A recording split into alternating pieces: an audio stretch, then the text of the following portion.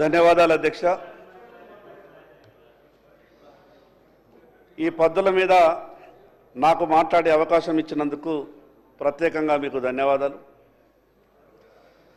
అధ్యక్ష. ఈరోజు అన్నీ కూడా సంక్షేమ పథకాల గురించే ఉన్నది. సంక్షేమ పథకాల గురించి మాట్లాడేటప్పుడు ముందుగా ఒక 2 నిమిషాలు ఈ రాష్ట్ర ఆర్థిక వ్యవస్థ మీద మాట్లాడాలి. ఇంత గొప్పగా 3,04,000 కోట్ల రూపాయల బడ్జెట్ పెట్టుకొని సంక్షేమ పథకాల గురించి ఇంత గొప్పగా మనం చర్చించుకుంటున్నప్పుడు ఈ రాష్ట్ర ఆర్థిక పరిస్థితి ఇంత అధ్వాన్నంగా ఉన్న సమయంలో అసలు సంక్షేమ పథకాలు ఏ రకంగా అమలు చేయగలుగుతారు? ఒక పక్క తెలంగాణ రాష్ట్రం వస్తే అన్నీ బాగుంటాయి, ఎవరికి ఎక్కడ ఎటువంటి ఏ ఇబ్బంది రాదు, అంత గొప్పగా పోరాటం చేసి సాధించుకున్నటువంటి తెలంగాణ రాష్ట్రం ఇంత అప్పుల ఊబిలో కూరుకుపోయిన తర్వాత ఈ సంక్షేమ పథకాలు సరైన రీతిలో ఈ రాష్ట్రంలో అమలు జరగాలంటే ఈ రాష్ట్రంలో పనిచేస్తున్నటువంటి ఉద్యోగులు కూడా సంతోషంగా ఉండాలి అధ్యక్ష. లేకుంటే సంక్షేమ పథకాలు సరైన రీతిలో అమలు కావు. ఈరోజు ఉద్యోగులు సంక్షేమ పథకాల సంగతి అయితే దేవుడెరుగు. ప్రభుత్వంలో పనిచేస్తున్నటువంటి ఉద్యోగి నేను జమ చేసుకున్నటువంటి నా బకాయి వస్తలేదు, నా బిడ్డ పెళ్లి చేయాలా, నా కొడుకుని దవాఖానలో చేరిక చేసినా నేను బిల్లు కట్టలేని పరిస్థితిలో ఉన్నాని ఆర్థిక శాఖ మంత్రి గారి ఛాంబర్ నుండి రోజుకొక 10 మంది ఉద్యోగులు ఫోన్లు చేస్తున్నారు అధ్యక్ష. నేను ఎందుకు ఈ విషయం ప్రభుత్వం దృష్టికి తీసుకొచ్చే ప్రయత్నం చేస్తున్నానంటే అసలు ముందు ఈ రాష్ట్ర ఆర్థిక పరిస్థితి బాగుపడాలా, దాని కొరకు ఏం చేస్తున్నది ప్రభుత్వం? నేనేదో ఈరోజు ఉన్నటువంటి ప్రభుత్వం మీద నిందేసి గతంలో ఉన్నటువంటి వాళ్ళని అనేసి నేను ముగించాలనుకుంటలేను. ఈ రాష్ట్ర ఆర్థిక పరిస్థితి బాగుంటేనే కదా ఈ సంక్షేమ పథకాలన్నీ కూడా అమలయ్యేది. ఒక పక్క ఉద్యోగులేమో పాపం ఆ 310 జీవోతోని ఆ రకంగా ఇబ్బంది ఉంటే వాళ్ళు జమ చేసినటువంటి డబ్బుల్ని కూడా ప్రభుత్వం ఇవ్వలేనటువంటి దుస్థితిలో ఉంటే సంక్షేమ పథకాలు ఏ రకంగా అమలు చేయగలుగుతారో ఒక్కసారి ప్రభుత్వం ఆలోచించాల అధ్యక్ష. ఇంత చిన్నాభిన్నమైతుంది తెలంగాణ రాష్ట్రం వచ్చిన తర్వాత. ఈ రాష్ట్ర ఆర్థిక పరిస్థితి ఈ రకంగా తయారవుతుంది. అసలు జీతాలు ఇవ్వలేనటువంటి స్థితిలో సంక్షేమ పథకాలు అమలు చేయలేనటువంటి పరిస్థితిలో ఉంటామని ముందే ఆనాడు తెలిసుంటే అంతమంది అమరులయ్యేవారు కారు అధ్యక్ష. ఎంతో గొప్ప కలలు కన్నాం. మన తెలంగాణ రాష్ట్రం మనకొస్తే సమర్థవంతమైనటువంటి పాలకులు మన దగ్గర ఉన్నారు. సర్ప్లస్ బడ్జెట్తో మనమంతా కూడా వేరుపడుతున్నాం. గొప్పగా ఈ రాష్ట్రాన్ని పరిపాలించుకుంటామని ఎన్నో కలలు కానీ ఈ రాష్ట్రాన్ని సాధించుకుంటే 11 సంవత్సరాలలో ఈ రాష్ట్రానికి ఈ రకమైనటువంటి పరిస్థితి వస్తుందని ఎవరు ఊహించలేదు అధ్యక్ష. అధ్యక్ష, ముఖ్యమంత్రి గారిని ఈ సందర్భంగా ఏ మాట కామాట కొంత అభినందించాలి. నేను ఎందుకు ఈ మాట మాట్లాడుతున్నానంటే ప్రభుత్వంలో ఉన్నటువంటి పెద్దలు కొన్ని కఠిన నిర్ణయాలు తీసుకునేటప్పుడు ధైర్యం కూడా కావాలా. ఈరోజు భూమి మీద లేడు పివి నరసింహారావు గారు.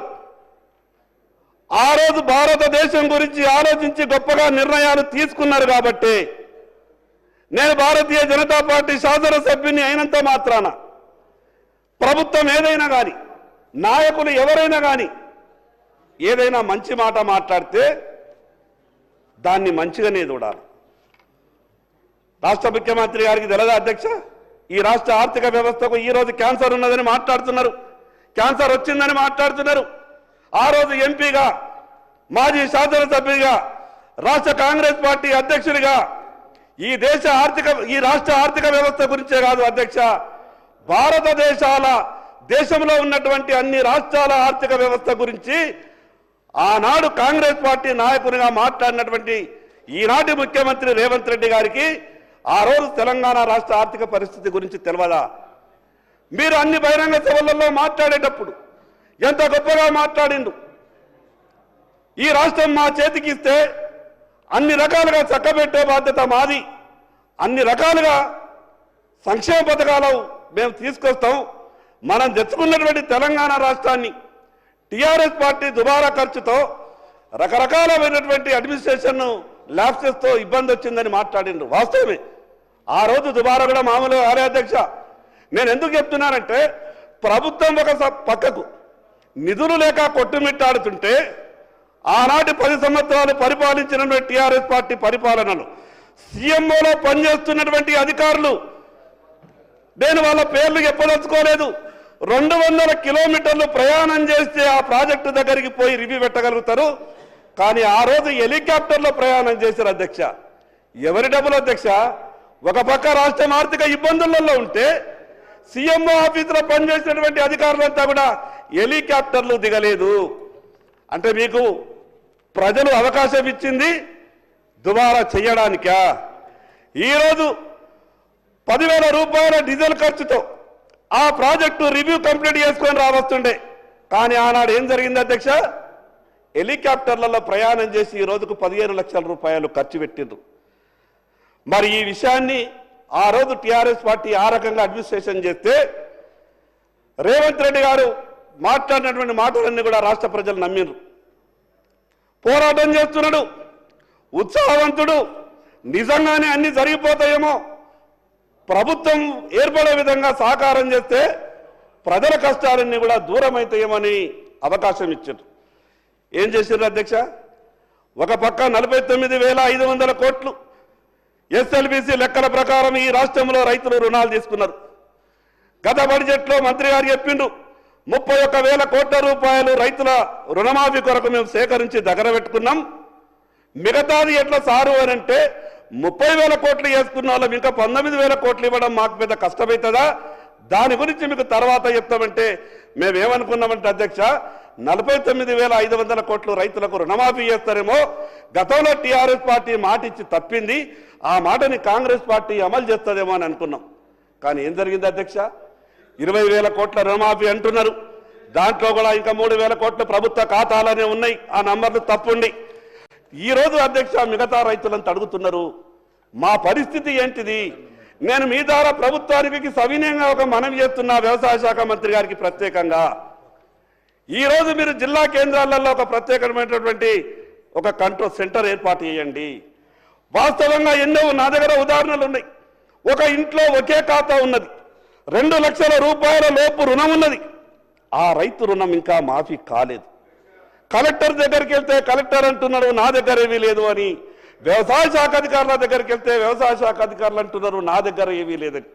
నేనేమంటున్నానంటే మీరు గొప్పగా అమలు చేస్తామంటున్నారు కాబట్టి ఆ విషయం మీద దృష్టి పెట్టండి, వాళ్ళు పడుతున్నటువంటి బాధను అర్థం చేసుకోండి, మిగతా విషయాలు ప్రభుత్వం నుంచి స్పష్టంగా జవాబు చెప్పాలని నేను ప్రయత్నం చేస్తున్నా అధ్యక్ష. నేను మిగతా విషయాల జోలికి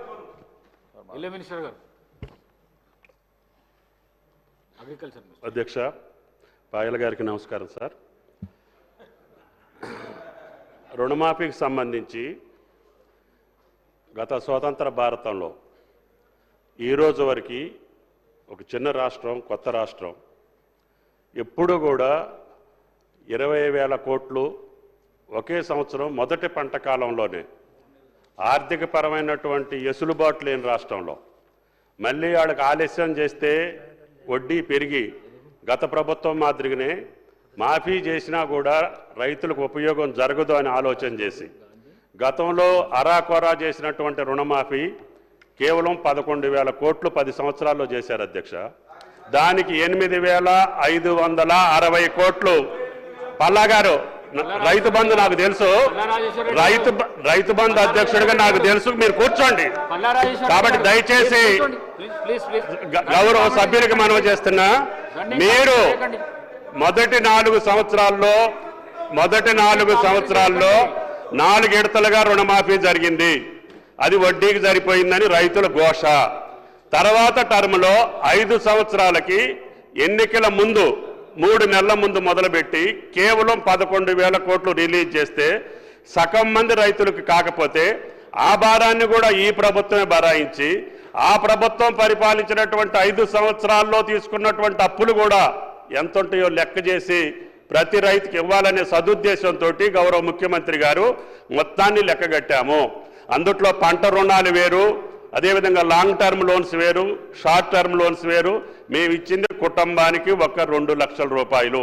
ప్రభుత్వ నిర్ణయం కుటుంబానికి 2 లక్షల పరంగా మేము 20,000 కోట్లు ఈ రోజుకి రిలీజ్ చేయటం జరిగింది.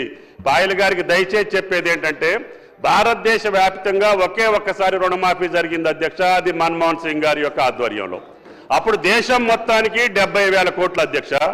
చిన్న రాష్ట్రం, కొత్త రాష్ట్రం, రైతులు ఇబ్బంది పడకూడదని మాట నిలుపుకోవటం కోసం ప్రభుత్వ నిర్ణయం 20,000 కోట్లు మొదటి పంట కాలంలో ఇచ్చామని చెప్పి గౌరవ సభ్యులకి మనవి చేస్తున్నా.